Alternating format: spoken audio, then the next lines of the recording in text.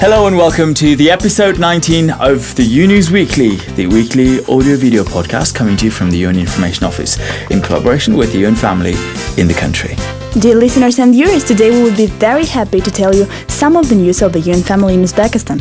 And your hosts today, as usual, are me, Bobur Komilov. And Nigina Khaitova. Welcome to the show. Coming to you in this program. The Regional United Nations Office on Drugs and Crime in Central Asia and the National Center for Human Rights of the Republic of Uzbekistan presented educational collections of booklets on the topic of information support for exercising the rights for access to justice. In cooperation with the National Human Rights Center, UNODC has developed 3 types of brochures and booklets. UNDP promoting energy efficiency in public buildings in Uzbekistan project jointly with its partners conducted a radio quiz program on energy conservation and energy efficiency in buildings. I think that everyone is interested in energy saving in his own apartment because the saving for a family budget is of great importance. Every year, on 31st of May, World No Tobacco Day is celebrated with a different theme to cover the broad range of measures. The theme for 2013 banned tobacco advertising, promotion and sponsorship. Evidence shows that comprehensive advertising bans lead to reductions in the numbers of people starting and continuing smoking. I28, a week-long workshop to train young participants in methods of social innovation for community development projects, discussion club, summer volunteerism activity and a unique opening of Café Scientifique in Tashkent. We'll discuss these new initiatives of UNDP UNV's Social Innovation and Volunteerism project in this special guest section. The story behind this social innovation workshop was to train the muscles, to train the skills of young social innovators so that they can proceed with doing social innovation projects supported by our project in the future in their local communities. Now the news in detail. The booklets on human rights, injustice and the rights for protection were presented in the meeting held in Tashkent, the capital of Uzbekistan. The participants noted the significant educational and enlightenment role of the collections, and the published booklets are expected to make a positive impact on raising awareness of both law enforcement agencies and the public on the protection of witnesses, detainees and prisoners. United Nations Office on Drugs and Crime has a mission to make the world safer from drugs, crime and terrorism. But without the strengthened criminal justice systems that guarantee for fair, humane treatment of witnesses, victims and defendants, this work would be completely insufficient. Therefore, in cooperation with the National Human Rights Center, UNODC has developed 3 types of brochures and booklets devoted on the rights of the pretrial detainees, the witnesses' rights and the Miranda rule. These brochures have been presented at the ceremony of presentation which UNODC held in cooperation with the Human Rights Center. The aim of these publications is to promote awareness, to raise awareness of pretrial detainees and witnesses on the rights guaranteed by the Constitution and the Code of Criminal Procedure of Uzbekistan, in order to equip them with this knowledge so that they could require the law enforcement agencies and officers to follow these guarantees. So the brochures contain present in a very user-friendly format all the rights and guaranteed by the legislation, as well as the contact details of the law enforcement and other agencies to which the persons whose rights are violated could address their complaints. The participants of the round table of this ceremony of presentation of these brochures and booklets highlighted very practical value and very practical format of these publications and recommended the widest possible dissemination of these publications, among others through NGOs and mahallas. On the 5th of June, the World Environment Day, the UNDP Promoting Energy Efficiency in Public Buildings in Uzbekistan project, jointly with its partners, organized a radio quiz on Tashkent radio channel. The quiz was aimed at raising awareness of the population on the topic of being more environmental friendly and staying green. Everyone could call to the radio contact numbers and answer questions about energy efficiency in the live broadcast. The participants who correctly answered all the questions received the prizes from the organizers. Annually, on the 5th of June, our channel hosts a radio quiz dedicated to the World Environment Day. We are very pleased that the quiz is very popular among our listeners, who share with us the proper way of energy efficiency. I think that everyone is interested in energy saving in his own apartment, because the saving for a family budget is of great importance. All of the questions of the quiz were about such environmental issues as energy saving and energy efficiency. I think that our regular radio listeners had enough time to get prepared for answering our questions after the announcement of the quiz. However, many other people who found out some new useful information from the radio quiz successfully use it in their daily life.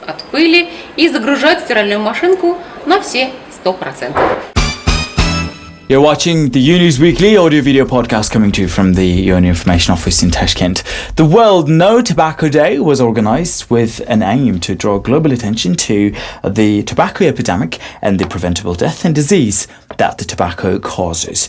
The theme for 2013 is Ban Tobacco Advertising, Promotion and Sponsorship. On this occasion, we joined Dr. Asmus Hamarik, the representative of World Health Organization to Uzbekistan, to tell us about some highlights in tobacco elimination measures in WHO's European region. We have had quite a few tobacco elimination measures within WHO's European region, which also covers Central Asia. For example, a comprehensive plan of all tobacco advertising, promotion and sponsorship is required now under the FCTC for all parties to this treaty within 5 years of the entry into force of the convention for that party. Evidence shows that comprehensive advertising bans lead to reductions in the numbers of people starting and continuing smoking.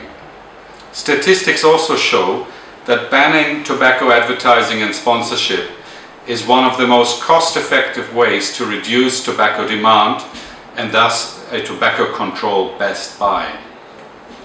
Despite the effectiveness and comprehensive bans, only 6% of the world's population, however, was fully protected from exposure to the tobacco industry's advertising, promotion and sponsorship tactics in 2010. The European region of WHO has the largest percent of countries, 77%, that have a ban on national TV, radio and print media, as well as on some other forms of direct or indirect advertising. However, in the same WHO European region, we are behind in terms of bans for point of sale and international media advertising. As part of the conversation with Dr. Hamarik, we also asked our specialist to tell us more about the objectives of World No Tobacco Day for 2013. Well, there's two specific objectives of the 2013 campaign. Number one, to spur countries to implement the WHO Framework Convention Article 13 and its guidelines to comprehensively ban tobacco advertising, promotion and sponsorship such that fewer people start and continue to use tobacco, and two, to drive local, national and international efforts to counteract tobacco industry's efforts to undermine tobacco control, specifically industry efforts to stall or stop comprehensive bans on tobacco advertising, promotion and sponsorship. Volunteerism is an important component of any strategy to do with the achievement of Millennium Development Goals, the finish line for which is set to be 2015. Yes, indeed, and volunteerism is widely spread in Uzbekistan. Let's discuss the new initiatives on social innovation and volunteerism in our special guest section. And our special guest today is Bahrom Rajabov, Trainings, PR and Outreach Specialist of UNDP UNV Social Innovation and Volunteerism Project. So, stay tuned. Thank you, Bahram. Welcome to UNews Weekly, and we're grateful that you're joining us today. And our first question, of course, obviously, is about the most recent activity that your project has been engaged in, so-called Iterate. Tell us about it. I think that there's a huge story behind it, so you'd better tell us from the very beginning. Exactly, yes. Thank you very much for inviting me. It's my pleasure to be here today. And as for the Iterate workshop we conducted for the first time in Uzbekistan, in Tashkent, well, it was a very interesting activity we have planned in advance in Tashkent for our young enthusiasts, young social innovators. The motto could be the innovate for development. So saying that, the idea behind, the story behind this social innovation workshop was to train the muscles, to train the skills of young social innovators so that they can proceed with doing social innovation projects supported by our project in the future in their local communities. The basic skills, the need assessment skills, the understanding of social innovation was the core idea of social entrepreneurship and community development was the core of the activity of the training, and all training exercises, field research. The participants of the workshop got during the 8 days of the social innovation workshop was the main idea and the main goal for us to accomplish during this workshop.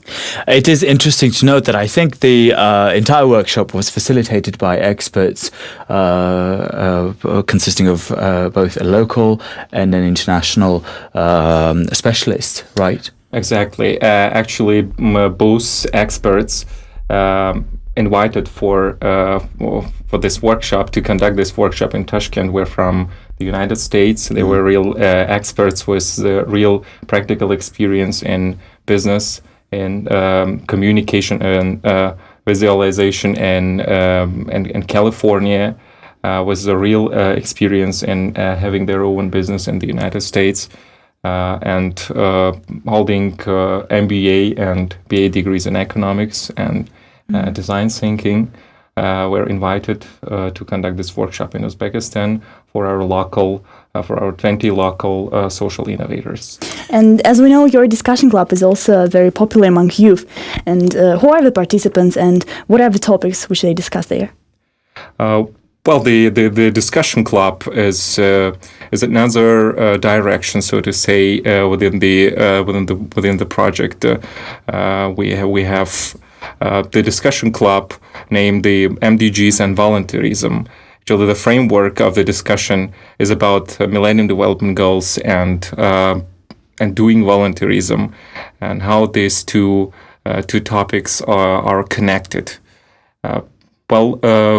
We plan to have this discussion club for everyone, and not only for young people, but for every person interested in Millennium Development Goals and the diverse issues related to achieving Millennium Development Goals, and even now, as you know, the agenda behind the Millennium Development Goals, so the post-Millennium Development Goals agenda.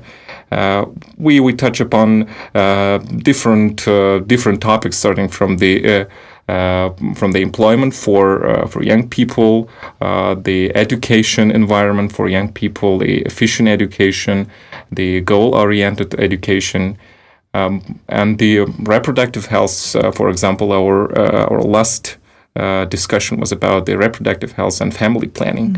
And we always, within the framework, within the format of the discussion club, we always invite experts and, so to say, fresh mind person who is, of course, as we all do, is involved and to some extent engaged in the discussion, in the topic, is aware about and has practical and life experience in the topic we discuss in our discussion club sessions, but also can contribute as an outsider, the person who is not an expert dealing with the issue on a daily basis, but really contribute with the fresh thoughts, and fresh opinions on the given topic.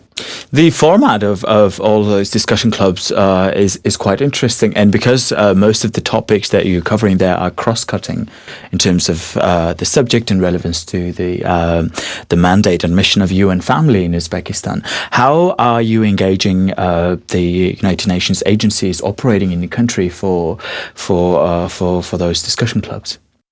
Exactly.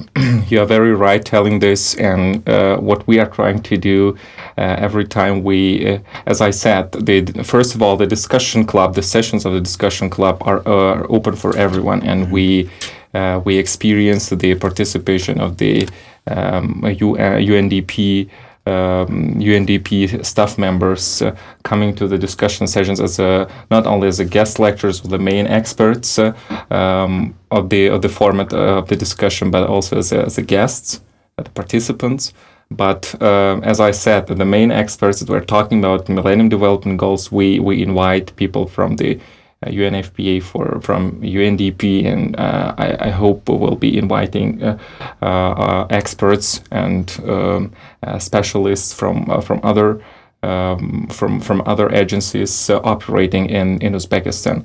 Of course, everything depends on the topic we are going to discuss, and this is the thing to be discussed and decided not by me or by project staff, but by volunteers actually conducting this topic. So what is interesting for them, we are always ready to support, and according to their wishes and thoughts, we can contact people from the UN family and what we are actually doing. We have invited the UNDP Good Governance unit, the head of the unit, Aziz Umarov, and the last session we have invited Miss Firuza Fazilova from the UNFPA, the NPO on reproductive health. So we are on our way, and we really closely engage. We try to really ask for support for the expertise from the UN people. Mm-hmm. It's quite interesting because I think what makes the discussion club different from similar projects in the country is that the participants have a say in what they want to talk about and who they would like to engage in their discussions. And I think one of the latest plans that the social platforms and newspapers and headlines have been talking about is something new that probably you haven't shared with UN Information Office yet. It's Café Scientifique, which I think is a great topic to touch upon now as part of our conversation. Yes, Café Scientifique, it's quite a new initiative of the project, and we are just about to launch the Café Scientifique in Uzbekistan. Well, a bit of history, the Café Scientifique is not a completely new initiative in the world. We got around 40 or even more Café Scientifiques all around the world. And the initiative actually started from the United Kingdom, from the city of Leeds in 1998. So the idea of Café Scientifique and what we are also promoting here in Uzbekistan is the open space for scientific discussions in a very popular, in a very simple way. Yes. Mm-hmm. Simple for understanding to the people who are out of this topic. For instance, the experts in development, in economic development, could be the people from the UNDP or I don't know, the financialists, economists, but not everyone is economist or as an expertise in the development goals. I'm taking this as an example. So there are a lot of topics we are intending to cover in the Café Scientifique, and the idea is, again, the principle is very simple. So getting the scientific knowledge for the cup of coffee, and we're very open also for the unique for everyone.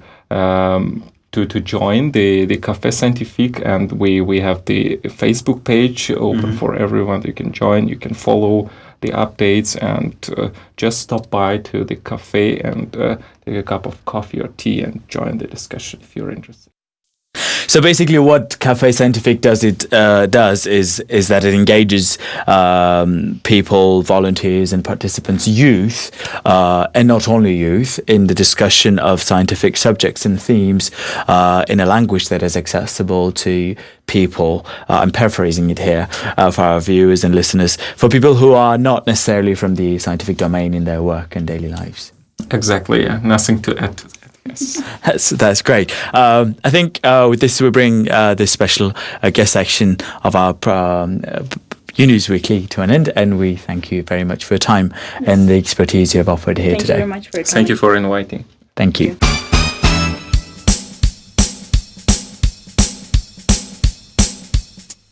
With this, we bring the 19th episode of the UNews Weekly to an end. And of course, don't forget to log on to www.un.uz to find out more about these and other stories in the life of United Nations in Uzbekistan. And you can visit our Facebook page, which is facebook.com/UNIC Tashkent. For now, that's all, and goodbye. Bye-bye.